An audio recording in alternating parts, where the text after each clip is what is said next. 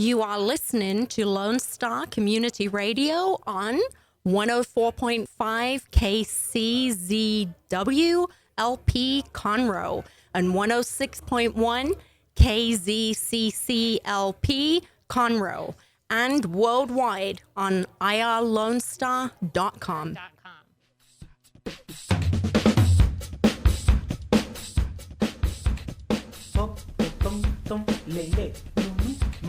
Welcome back, ladies and gentlemen, to another edition of Jake from Sports Talk. Good afternoon, ladies and gentlemen, and welcome to Jake from Sports Talk here at Lone Star Community Radio. I'm your host, Mr. Jake LaFleur. Glad to have you join me today for another live broadcast from the Lone Star Community Radio studio in beautiful downtown Conroe, Texas. You can always hear the show live every Wednesday from 1 to 2 p.m. on Conroe's FM 104.5 or 106.1. Or if you happen to be driving through Montgomery County and you hear this amazing sports talk and you say to yourself, I want more, I need more, then go and listen live on the interwebs at Lone Star or at irlonestar.com, where you can check out this live stream, live broadcast, or you can download the app on Google Play or iTunes, and you can see everything that Montgomery County radio station, Lone Star Community Radio, has to offer to all the listeners all around the world. And don't forget, you can follow the show on all of the social media outlets like Facebook, Twitter, YouTube, Google Play, or iTunes, where you can follow, like, and subscribe to the show and never miss an episode of my beautiful chaos that I call Sports Talk Show. And don't forget, you can also get involved with the live shows. Just send me a message at Facebook at Jake from Sports Talk, or you can email me at jakefromsportstalk@gmail.com. All right, there's all my plugs. Station manager Dick is happy. Got a big old smile on his face. And he's making groaning noises now. That's gross. All right, let's get into it. Well, we have seen the beginning of the end to the start of football season. I know that's kind of confusing. Both college and NFL have now completed at least 1 week of football. And yeah, we learned quite a bit this past weekend, and we've got a lot of overreactions to address. But I think more so we've got a lot to confirm. A lot of things that we maybe didn't know prior to this week, but we saw some great things, and I really don't believe they're overreactions, and I think we're going to see them continue as the seasons carry on. So we'll get into that. It's going to be a lot of NFL talk going on, basically for the next 16 weeks. Today, we do have our NFL expert in the second segment, Mr. Moneybag Mikes, with Mike's Likes during the second segment. Glad to have him back on this week. Hopefully, like I said, hopefully we can get that going every week and we can make it a staple here at this show. We will also talk a lot about what we saw this past weekend and some fun events that are coming up this upcoming weekend within the football world. So, but now let's start off the show as we do every week. Let's get into our week in a wrap. Let's get it on. Here we go.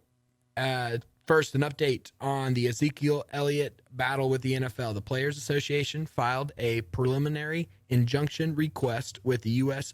5th District Court in order to place a pause on Elliott's 6-game suspension. On Friday, Judge Amos Mr. Mazant, I'm probably butchering your last name, so I apologize. Mr. Mazant, the third, he's the third one, so to all the Mazants out there, I apologize. He granted Elliott the injunction and will ultimately allow Zeke to play until the case goes through its full legal process. So all it basically says is that, hey, look, we're putting a pause on the 6-game suspension until all the legal matters have been resolved. We'll get into the Giants Cowboys and how much that played a factor later in this segment or in the third segment.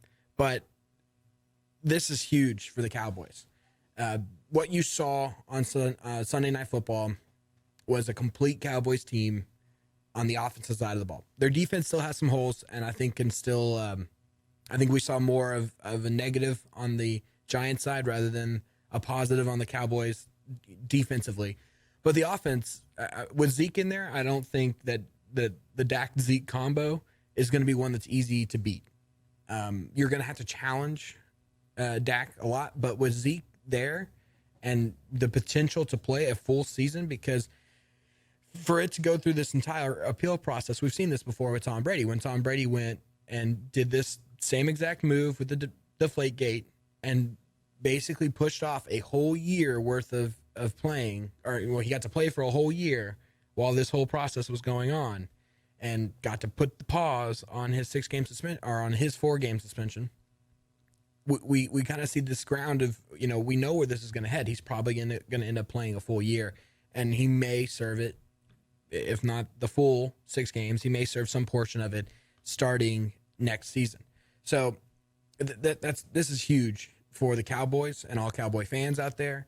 And as an organization, the Players Association, this is a little win for them as well, going head to head against Goodell. So we will we'll see how everything plays, how everything will end up playing out there. The NFL has not commented on this, but they have already shown that they're taking steps to overturn or reverse Judge Monzon's ruling. So we'll see how that plays out.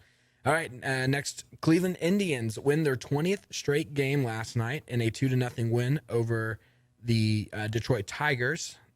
This is truly a historic run, tying for the third longest winning streak in MLB history.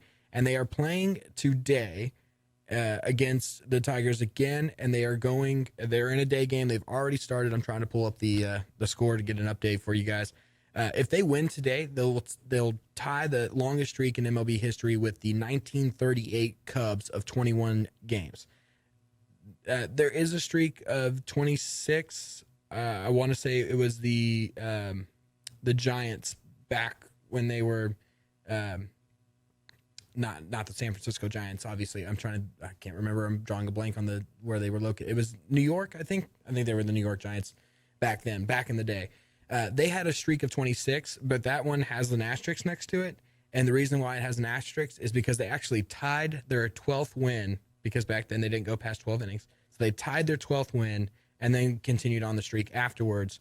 Here's the update. So Indians, we're in the top of the 6th. They are up 4-2 right now.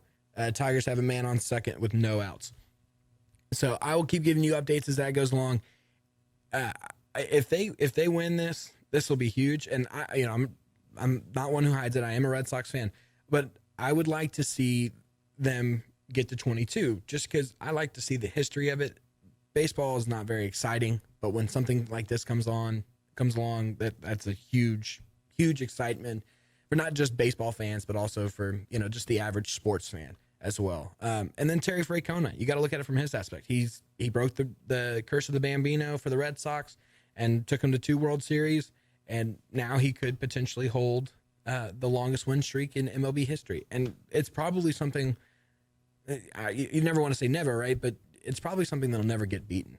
Heck, the 1938 Cubs 21 game win streak has never even been tied up to this point. So that shows how difficult this is, and it's kind of fun to watch. I'm really it's really exciting. So, and then going from really good to really bad, the LA Dodgers finally get off the snod. They break their 11-game losing streak yesterday with a win against San Francisco Giants. Kershaw got his 17th W on the year with 6 Ks through 6 innings.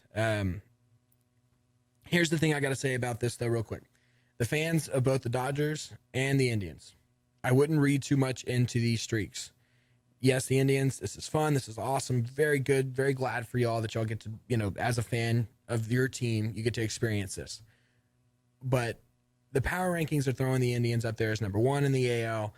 And the funny, finicky thing about baseball is that things can change in an instant.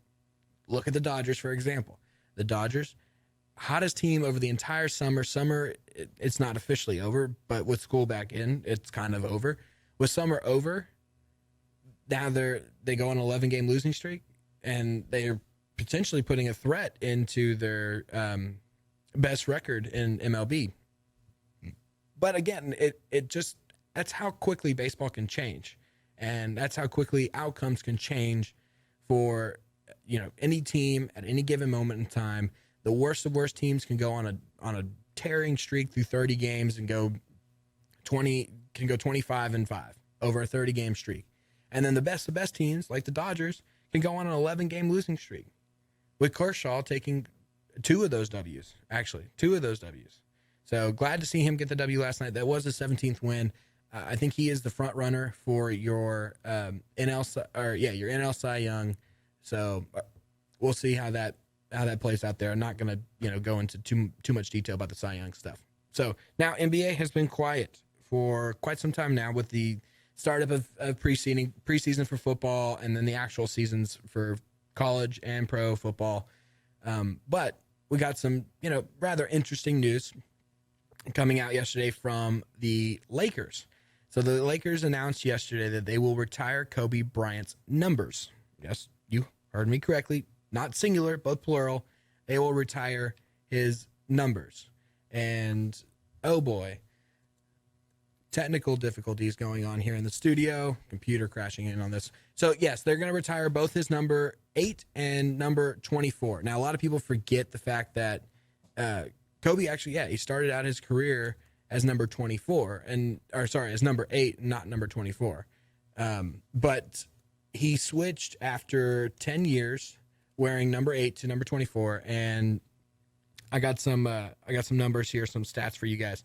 So here we go. Where are we at? There we are. All right, got the computer back up and running. We're good, Dick. We're good. So he'll be the first player to have 2 numbers retired by a single team. And then when you look at the numbers from both sides, he played 10 years under both. He had 688 more points out of a total of 32, almost 34,000. Almost 34,000 total points in his career. He had 688 more points in the number 8 jersey rather than number 24. He had 1 more All-Star appearance and 1 more league MVP in number 24. And then I think not the most important, but I think what most people will focus in on, he had 3 of his championships in number 8, while only 2 wearing number 24. So overall they're very even in aspects and what everybody's doing and everything like that. But the funny thing coming from what he said, he was asked in an interview, which number would you take? And Kobe being Kobe, and Kobe is rather arrogant at times, but it's more of he's just got so much confidence because he's so good. He's one of the best players to ever play this game. And so he's kind of allowed a leeway of somewhat of arrogance. But when he was asked which number he thought that they would retire, whether it would be 8 or number 24, he said, quote, "Whichever number is chosen, it'll be pretty hard for someone else to wear the other one." Again, end quote. Again, that's very, cocky and arrogant on his part, but you got to allow it and you got to understand it. And he's right. How could you wear number 8 and feel okay with that, even though number 24 is retired and not number 8, and vice versa, same thing? I would say that if I had to pick between one or the two, I would pick number 24 to retire, because I think more people, especially the younger generations, they identify Kobe as 2-4 and not as 8. But if the Lakers see him as worthy of retiring both, then I would, obviously they're worthy. He's worthy of he's done so much for that franchise, and he's obviously worthy of having the 2 numbers retired for the Lakers perspective. All right, now we're gonna the only thing I would say is, though, if they do, and not if, when they do create a bust for him, all they have to do is not hire the bust artist that did Cristiano Ronaldo's head bust. If you are watching on YouTube, the replay and everything like that, or on Our City TV up here in Montgomery County, then you will see this bust that I'm about to show up on the cameras. But if you're listening on radio, just go Google Cristiano Ronaldo bust, and you will see how bad this thing truly is. All right, Dick, switch it on over. Dick, have you ever seen this bust before? Yes, I have. This is hilarious. If you're watching on TV or if you're Googling this along with me as you listen live, his eyeballs are literally like one eyeball is lower than the other, and one eye is looking down while the other one's looking up. I don't want to say the artist's name. There's something full. There's got to be a story to it. There has to be. If there's like a fan who made it, I get it. But I think they actually put this somewhere. No, this is a real like they dedicated. They had a ribbon cutting for this. Like they dedicated this to Cristiano Ronaldo, and you can see on the image, you can see the comparison of his real face compared to the bust. Oh, it cracks me up every time. So. Lakers will be coming in, and we're going to close out the show with a funny video from the Lakers president of operations, Magic Johnson, giving an explanation for his alleged part in the, and I don't want to ruin it, the alleged part in the tampering causes, investigation and everything like that. So, but right now we're going to take a break. We got to get Mr. Moneybags Mike coming in next segment here on Jake from Sports Talk on 104.5, 106.1, and worldwide on irlonestar.com. Lone Star Community Radio is looking for those who are interested in hosting their own talk show with monthly and weekly slots available in Conroe's FM 104.5, 106.1, and on irlonestar.com. Start your own podcast, create your first YouTube channel, and be on TV. Contact Lone Star Community Radio online at irlonestar.com or call the station message line at 936-647-3776 to take your first step into the radio world. Listen in Mondays at noon to hear Conroe news from local nonprofits, businesses, upcoming events, Conroe Park events, news stories, and information that matters to you with your host, Margie Taylor of Taylorized PR. For more information about being a guest, visit irlonestar.com/Conroe Culture. Lone Star Community Radio is ready for the summer. If you or anyone you know is looking for a summer internship, Lone Star Community Radio is a great place to learn the radio and TV business. Contact the station at info@irlonestar.com or call the station's message line at 936-647-3776. Lone Star Community Radio offers a great opportunity to those interested in learning about the radio world. And welcome back to Jake from Sports Talk here on Lone Star Community Radio. Coming to you live from the Lone Star Community Radio studios from downtown beautiful Conroe. Glad to have you in. And we've got our next guest coming up. And if you want to get in and talk to him, send me a message and see what he says, and find out if he likes your team this week or whatever. Send me a message at at Facebook at Jake from Sports Talk, or email me at jakefromsportstalk@gmail.com, and I'll try to get your question in there for Mr. Moneybag Mike's here on the Mike's Like segment. How you going? How you doing, Mike? Hey, how's it going, Jake? Going well, bud. How was your weekend? It was pretty good. Yeah, not too bad. I mean, we came out pretty well here. Week one. I was gonna say we did pretty favorable in this in our first picks from the week one. Yeah, I'll take 5-1. That's not bad, right? That's not bad. So yeah, I gotta say, good work to your Bengals there. Yeah, I was about to comment on that. Yes, my Bengals. What's the PG way to say this? Poop the bed. Yeah, it was not good. I don't think I've seen a team look that bad on a season opener in a while. Well, I mean, you got to consider the Texans in there from this past weekend as well, too. So, well, good news. They're playing each other, so someone's got to win on Thursday night. Yeah, this Thursday night game is going to be horrendous to watch. But no, yeah. What was the one actual L that you took from this past weekend? Honestly, I think the one big takeaway that I have is a lot of the teams are a lot more, I would say, evenly matched overall than I expected. A lot of games like the Steelers and Browns, mm-hmm.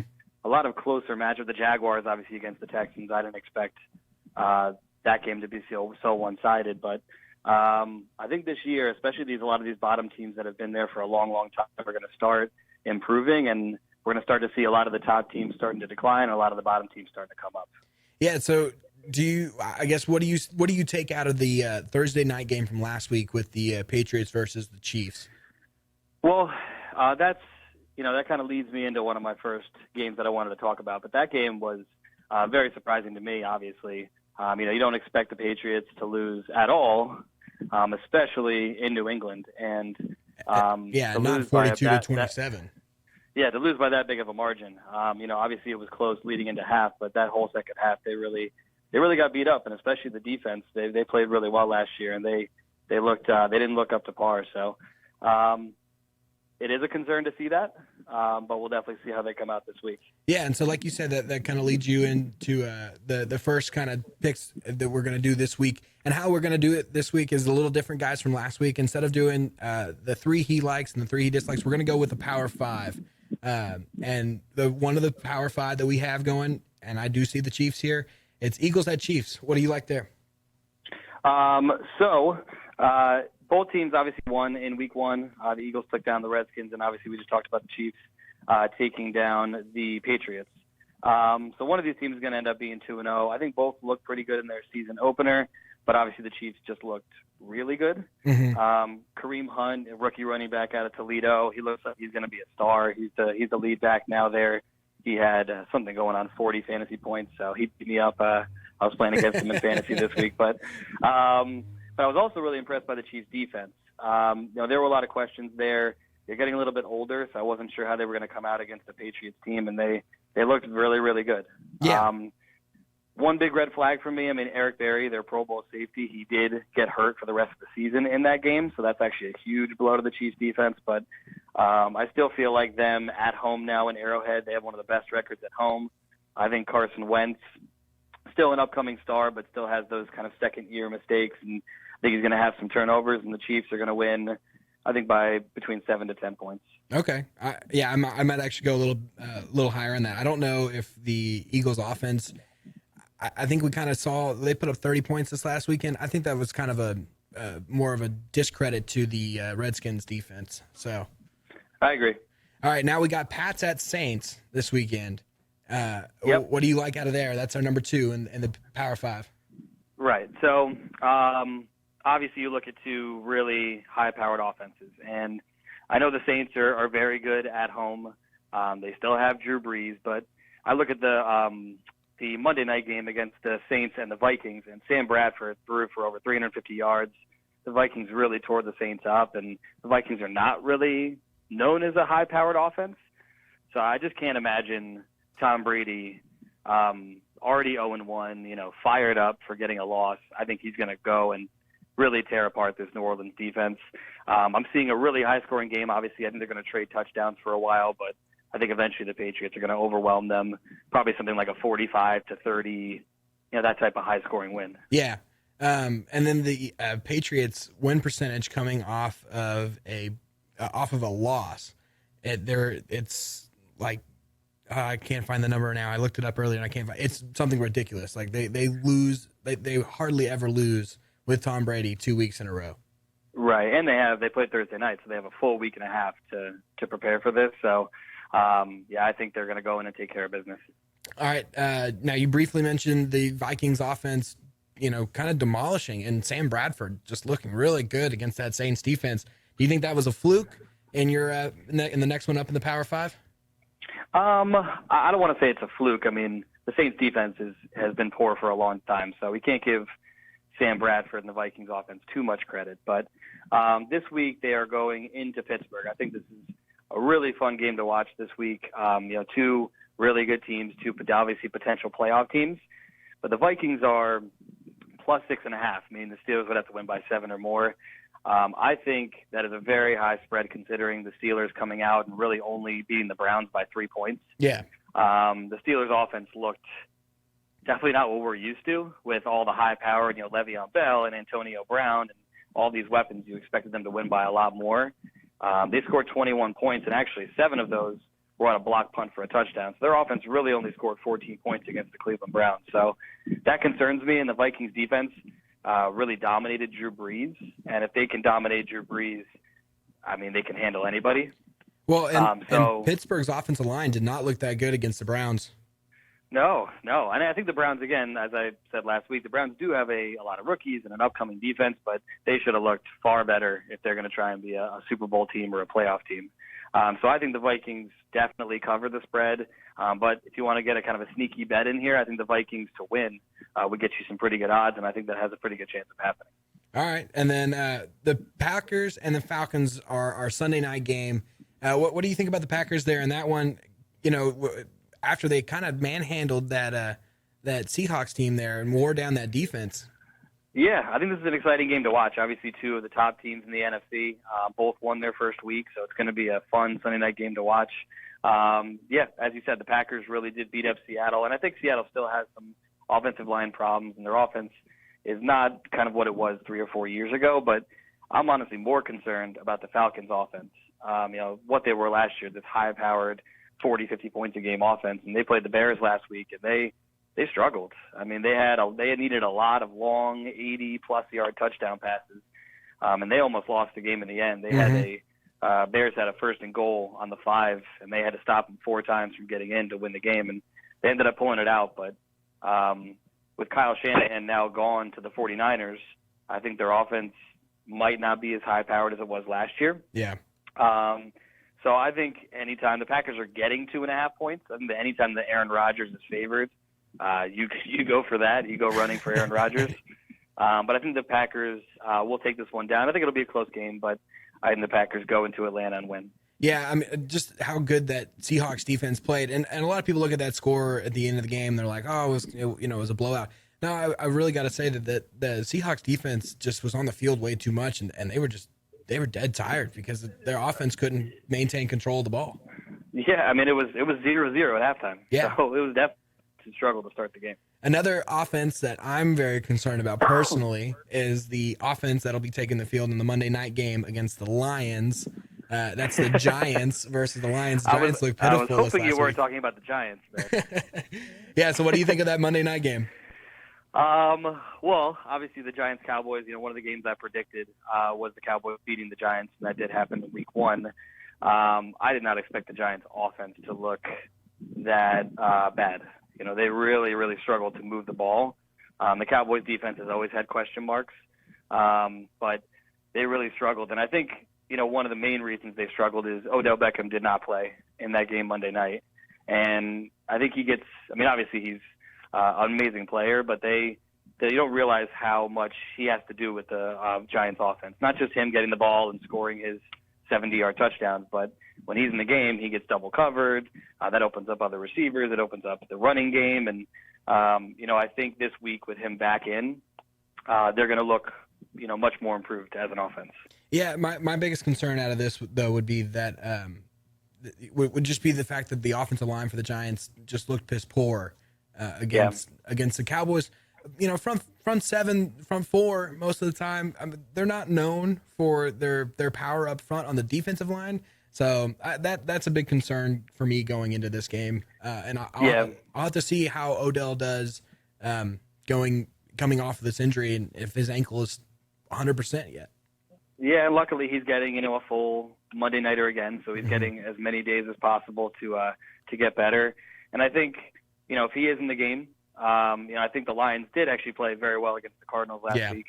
But I think the Giants will put it together. They really need this win. It's very hard to start out 0-2 and then win the division or make the playoffs. I think they're going to play with a different type of urgency, and they're going to get the job done at home. Yeah, and then just real quick on the Cowboys. I know this isn't part of the Power 6, but the Ezekiel Elliott being able to play probably the entire season, how big of an impact does that have for the Cowboys and their season going forward? It's an unbelievable impact. It's amazing how one guy can make a difference to a team where with him they're 12-4, and without them they're like potentially a 9-17. Yeah. He is everything. Obviously, very similar to Odell Beckham. There just always has to be 2 guys focused on Ezekiel Elliott, and that opens up Dak Prescott to roll out and run himself, or it opens up guys in the passing game and Dez Bryant. So it changes their offense completely. I think it changes their entire outlook for the season. They looked very good against the Giants, especially even defensively. And I think they're the team to beat in the NFC East. Yeah, sad to say those Cowgirls look good. Sad to say. Tough to say, but you got to give him credit. You got to give him credit where credit's due, right? All right, Mr. Moneybag Mike, I appreciate you coming on, and hopefully we'll see you again next week. You got it, Jake. Have a good one. All right, you too. Bye. All right, guys, that was Mike's Likes with Moneybag Mike here on Lone Star Community Radio's Jake from Sports Talk, and we are going to go to our half-hour break, and we will be back shortly.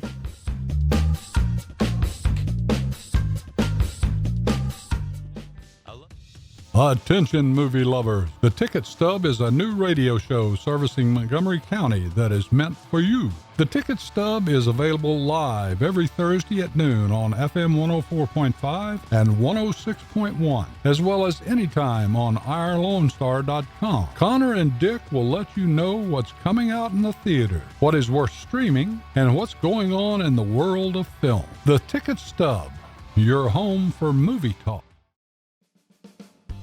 Remember to download the Lone Star Community Radio app from your Google Play Apple Store. Bring Montgomery County's community radio with you anywhere with your smartphone or tablet. If you are in the Conroe area, tune in on FM 104.5, 106.1. If you are on your computer, bookmark irlonestar.com as your internet radio station.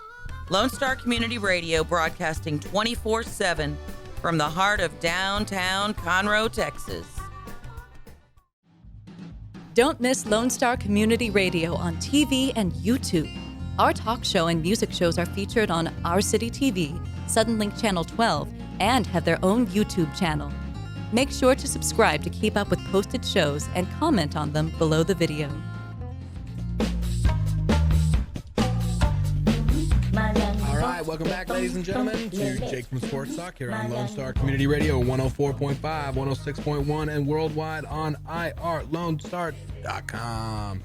Glad to have Mr. Moneybag Mike in here with us. That was a fun segment. I enjoyed that.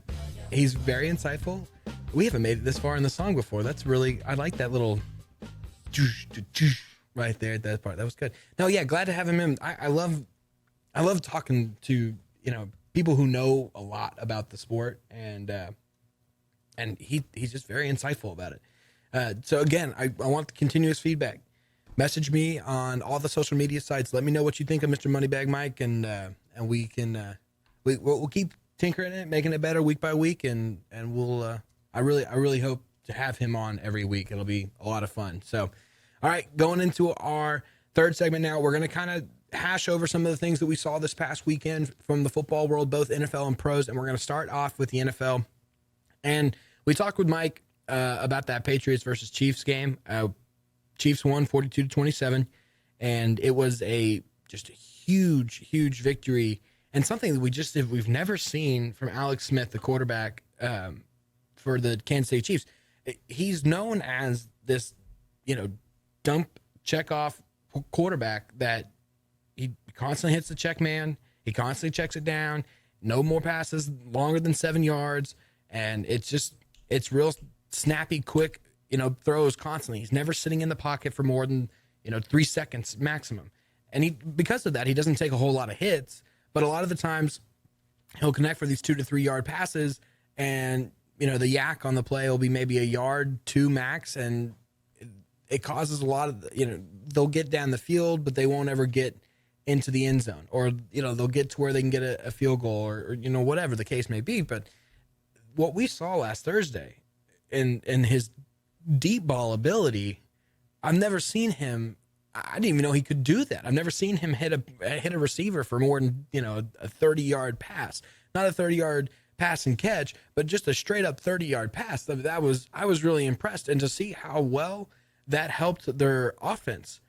The deep ball threat was never there with Alex Smith prior to this. And I really got to say, Patrick Mahomes sitting in the passenger seat right behind Alex Smith for the backup QB, that might have lit a little fire under his butt this offseason when they went and drafted him. And I think it's a smart move by the Chiefs. You never know how much longer Smith has in this league, but to have that backup and take the Patriots mentality, essentially bring them in, develop them, and show sneak peeks of them, and who knows, quarterback might go down. they'll trade you a whole, the whole loot just to get him. So I think that really lit a fire under Alex Smith, and I really that was an enjoyable offense to watch this past weekend. And along with that, to go basically in the same lines, that Vikings Saints game, 29-19, win for the Vikings. Sam Bradford. I don't think we've ever seen Sam Bradford played that well since he left Oklahoma. He was a really good quarterback in Oklahoma, and to see him play that amazing, and again, he's a check down quarterback. He is your Mr. Game Manager. He's not going to ever lose it for you, but he's never going to win it for you. And we saw a different side of him. Passes 20 yards, 30 yards, 40 yards. I've never seen Sam Bradford do something quite like that, and be successful with it. I was really impressed, and that was another fun offense to watch, and it really helped having that deep ball threat, having to force the secondary of the Saints and of the Patriots to truly respect what's behind them, the field to play behind them, and not just be able to cheat up and anticipate the short throws and take it interception back to the house, or being able to cheat up and be there to prevent any run beyond 5 yards. That's was really key, I think, in both of those victories to those two teams. And credit Andy Reid, and he's always been one that has been very innovative and flexible and constantly changing his game planning. And I hope that he continues down this road with Alex Smith. The Vikings, they don't have that power run game like they had with Adrian Peterson. And they said, fine, look, we're not going to have that. We'll forfeit that, and we're gonna try something new. They've tried it. We'll see if it continues to work, and I really think it will. I think the Chiefs and the Vikings will continue to show improvements within this area. To see them click like this in week one, it only shines light for them to get better, right? The Ravens and Bengals. I'm not going to go and praise the Ravens here on this victory. It was a great win, 20-0 over the Bengals. I'm going to discredit, I'm going to put the blame, not discredit, but I'm going to put the blame on the Bengals. That was a just awful performance out of offense, defense, special teams, everything. Lovie Smith might be, gone out of there at the end of this year. That was a terrible, and Andy Dalton, I think, has basically written himself off now. He's not good enough to win in this league, and to get constantly to the playoffs and lose in the first round every year with the offensive skill that they've had in the past, it kind of falls on the quarterback at that point. And so I really don't. Dalton's done. I think the Bengals, I'm going to retract my statement from last week. I will gladly tell you I was wrong about the Bengals. They looked really bad. And another team that looked just as bad as them were the Houston Texans. 29-7 they lost. They had 2 turnovers in the first half, sacked Tom Savage 6 times in the first half. Halftime, they bring in Deshaun Watson. The offense had a little spark to it, but not a whole lot there. Not anything to be really proud of. Watson went 12 for 23, 102 yards, 1 TD, 1 interception. Nothing really to brag about there. The defense was supposed to be the saving grace for the Texans this year. The defense looked terrible. And I understand they had a lot of injuries. They had their backup and their starting tight end go down. They had Cushing taken out for a concussion. They had a corner go out for a wrist. And I understand they had injuries. But, man, without Vince Wilfork there in the middle of that defensive line and taking away some distraction from J.J. Watt, it looked bad. Clowney was non-existent on the field. It was a horrible performance and very hard to watch. And I root for the Texans. I hope they do well. I'm not a fan of the Texans necessarily. But it was still, just as a fan of football in general, watching those Bengals and watching the Texans, it was just hard football to consume, and just to sit there and have them shove it down your throat, and it was terrible. Hey, but there's a bright side to it. they're playing this Thursday night. So that'll be very interesting to see who comes out, and it's going to be a god awful game. So going into the college world now, we saw Clemson versus Auburn. Clemson won 14-6. That was a really good game. Auburn, I think, is better than what, and they were getting the praise in the rankings, and they got the praise in the rankings when they didn't drop this past week. But they played really, really tough football in a very, very tough game, and in a very tough environment to go out and go play at. I was very impressed by Auburn in that. I think they have a legitimate chance of potentially beating Alabama. We saw Alabama opening week, big win against, drawing a blank there on that one. Florida State. There we go. Against Florida State. But I'm not as impressed as I thought I would be with their offense. And their defense is still their defense, and it's going to be a low-scoring game when they play at the end of the year. But I think Auburn, out of the SEC West, has the best opportunity to beat Alabama this year.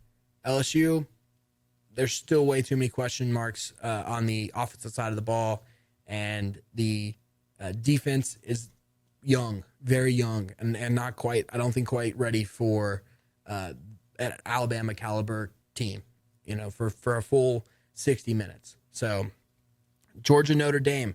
Georgia, you're winning the East out of the SEC. That was an awesome game to watch. Notre Dame, it was a hard fought game by both sides, but praise Georgia on the fact that they went up there and played in a very, very tough place to go on the road and get a win. 20-19, Notre Dame had a chance at the end of the game. Unfortunately, they couldn't get into field goal range, but that was a really fun game to watch. The two bigger ones, Oklahoma and Ohio State. Oklahoma won 31-16. Baker Mayfield showed why he is an actual threat and why he is potentially the Heisman Trophy winner. Lamar Jackson had a really good game this past weekend against North Carolina. And I did pick North Carolina as a potential upset. I didn't say they were going to upset them. It was a really good game until about 6 minutes left in the fourth quarter. And you could just see that North Carolina was gassed. But Oklahoma did the same thing to Ohio State. Ohio State it was a close game, very close game, all the way up to halftime. And then when they came out, half of the third quarter, you could kind of see the momentum shifting into Oklahoma's favor. And then the rest of the game, Ohio State just looked unconditioned and out of shape and not prepared for a full 4-quarter, grind to, or, nose to the sand. What's that saying, Dick? Nose to the sand? I don't know. It's one of those things. A very, very hard fought game. They did not look prepared for that. And Ohio State, questionable on whether they can actually win the Big Ten. So we'll have to see there on that one. But Oklahoma, I think the Big 12 is yours. I think you've got that one wrapped up. Baylor had an embarrassing loss to UTSA this past weekend. And I was at my other job and we were watching it. And one of the girls up there said, no, there's no way Baylor's going to lose this game, yada, yada, yada, before the game started. And then they went up and they lost 17-10 to UTSA Roadrunners. For a lot of you out there that, you're probably like, who the heck is UTSA? Or if you know who UTSA is, you probably didn't know they had a football team. Yeah, it was bad. The other big game from this last weekend was Stanford versus USC. USC delivered a very strong statement, 42-24 victory over Stanford. Stanford, again, just did not look prepared to play a 60-minute game and to battle the whole way through. USC with their quarterback, Sam Darnold, it was a nice win for USC. Sam Darnold went 21 for 26, 316 yards, 4 TDs, the 2 interceptions. To hop into the reactions, the overreactions and the rightful reactions, if you will, USC better than Alabama, overreaction, big time overreaction. You're going to see USC play Texas, and just because Texas is a big name, Texas is not good, guys. USC and Texas is playing at USC. USC is going to just slaughter them, and it's not going to be a good game. Sam Darnold as a Heisman Trophy front runner, no, you don't go 4 TDs and 2 interceptions in a win. Lamar Jackson looked way better than that, and even more so, the quarterback out of Oklahoma looked way better than that. And I would say probably Jackson is still your front runner right now at this moment in time, since he is the reigning champion. The overreactions from the NFL, Jaguars are that good? I don't think so. I think that it was more the Texans are that bad. Now, Jaguars are probably front runners to win that division, the AFC South, but I don't think they're going to do anything serious in the playoffs or anything like that. But I think you have seen the Tom Coughlin influence in the Jaguars organization and in the play on the field. They looked ready to play. The Texans, I don't know if it was Harvey or if they're just really that bad. I mean, their offensive line was horrible, and Savage had no time in the pocket, no protection at all. It was piss poor there. Not an overreaction on the college side. Georgia and Oklahoma. If any conference gets 2, it might be Alabama and Georgia coming out of the SEC, but I think Oklahoma is going to come out of the Big 12, and I think they're going to handle Oklahoma State with no problem. I think that's where we go there. The NFL, not an overreaction. The Saints running game needs to pick one and go with it. As far as running backs, they've got Adrian Peterson, Mark Ingram, Alvin Kamara. They need to pick one, and they need to stick with it. That really hurt their offense, I think, big time. The NFL was boring to watch this weekend. The product was very sloppy all weekend, all games. It was not the entertainment that it has been in the past. And the O-line play in the league this past weekend was just pitiful. Minus a few offensive line, like the Cowboys and various other ones. The majority of the offensive lines for each club was just absolutely awful this past weekend, and it made the product very, very unwatchable. 2 of those teams where it was just absolutely terrible were the Colts and the Texans. The Colts and the Texans need some major help. Getting Andrew Luck back is not going to help the Colts. There's way too much problems on that squad that need to be addressed and taken care of long before rushing Andrew Luck back, because rushing Andrew Luck back is not going to solve the problems. And I think that may be why you saw them hold back on, bringing him back for week 1. And even, potentially they were saying up to 6 weeks he's going to miss in the NFL. I think that's a smart move. Why bring him back just so he can get, it's like raising him for slaughter. It's like taking him out back and taking care of him like old Yeller. The kid's still young. Let him recover and try to do something. Go bring in, the 2 Fat Boy motorcycle twin brother riders and put them at your guard position, because they could probably do a better job than that offensive line did. And then finally, the non-overreaction, the last one that I'm going to go to before we take a quick break. This Thursday night game between the Bengals and the Texans, Mikey and I were talking about it. That's going to be awful. That's going to be just a very bad game to watch. And the only interesting thing from the Texans side is who actually gets the start, whether it's Savage or Watson. But I don't think it matters. You have no time to throw the ball. You have no time to get the ball to your receivers. You have no offensive line to block for your running backs. Lamar Miller took a pounding in that loss against the Jags. Savage, Watson, they all took just a brutal beating.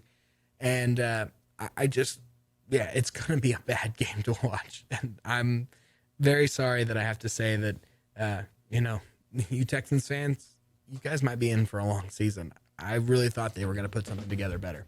So, all right, we'll be right back here on Lone Star Community Radio. You are listening to Jake from Sports Talk. I'm your host, Jake LaFleur. We'll be right back. Lone Star Community Radio is looking for those who are interested in hosting their own talk show.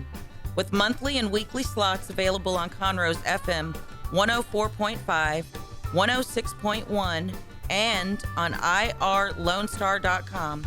Start your own podcast, create your first YouTube channel, and be on TV.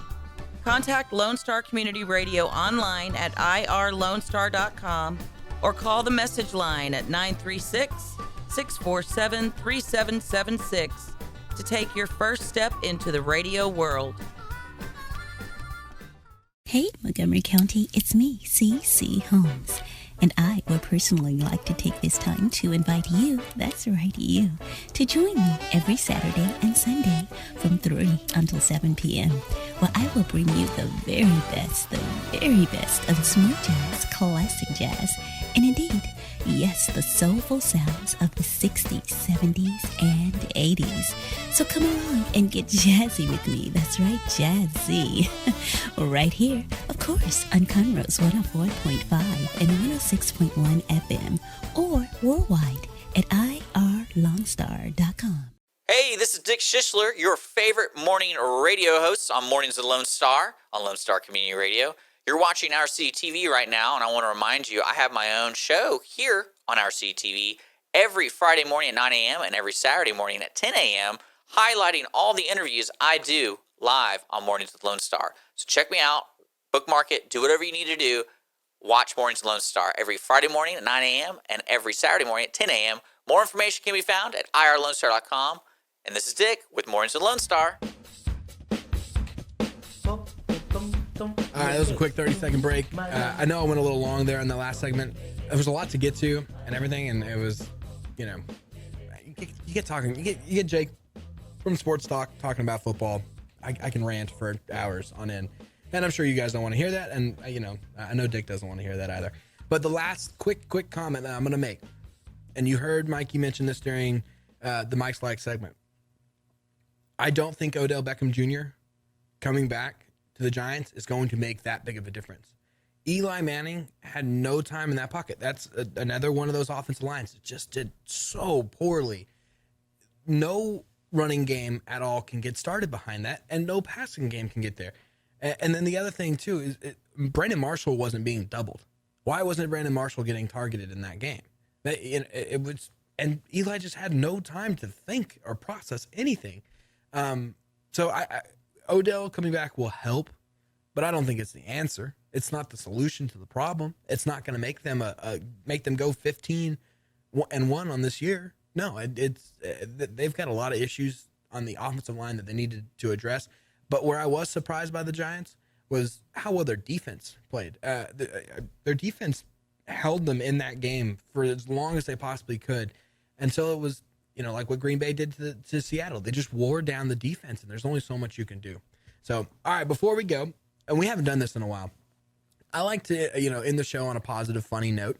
And I've got a funny clip for you guys here. So, the Lakers, as you know, we're going through the tampering issue. The NBA found them guilty of tampering at the time, Pacers player Paul George, and the NBA fined the Lakers $500,000. No draft picks taken, nothing like that. Just fined them $500,000. The best part of all this was Magic Johnson came out yesterday and gave kind of an explanation statement, to ESPN. And this video that we're going to play, if you're watching online, you'll actually see the video. If you're listening, you'll hear it. It comes to us via ESPN and their Sports Center, coast to coast. And I wanted to use this to end the show, just due to how funny the explanation from Magic Johnson truly is. So listen in and enjoy. This tampering thing really got me hot. Mm-hmm. I don't work for the Lakers, but I felt like it was really petty. So talk to me about, in your way, because you're going to be professional about it, talk to me about when you heard the Pacers wanted the NBA to investigate you all for tampering. What was your first reaction? Well, look, it's I feel good about what we've been doing with the Lakers. I knew that in my heart that we hadn't tampered with it, but at the same time, we were warned. We did cross a line that we shouldn't have crossed. And so Adam Silver did his job, and so I take full responsibility because I'm the president of basketball. And so this happened on my watch. It doesn't affect Jeannie Buss. She's been an excellent boss. I love her to death. I love working for her. But at the same time, you have to take ownership and accountability. And so I will do that. And would I admit we did something wrong? No, I would never admit that, because we haven't, but at the same time we have. What line did you cross? Well, I think it's just So as you hear there, Magic going in and saying that, oh yeah, you know, we crossed the line, we tampered with, you know, something we shouldn't have tampered, and you know, I was just playing a joke, and it was all kind of fun and games until, you know, we did something wrong, and Adam Silver did his job, and he fined us appropriately, but I'll never admit I did something wrong because I didn't do anything wrong. Just, you know, the comical factor of having to walk yourself back out of basically saying, yeah, we did something wrong and we got fined for it, but I'll never admit to it. It's classic sports NBA talk right there. So, all right, guys, thanks for tuning in this week for another edition of Jake from Sports Talk here on Lone Star Community Radio. Don't forget to tune in every week at Wednesday from 1 to 2 p.m. here on 104.5, 106.1, and worldwide on irlonestar.com.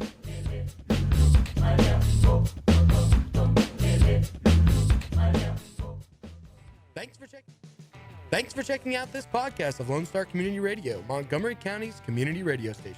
If you enjoyed this recording, make sure to check out our past shows online at irlonestar.com or their respective video or podcast formats on YouTube, Google Play, or iTunes.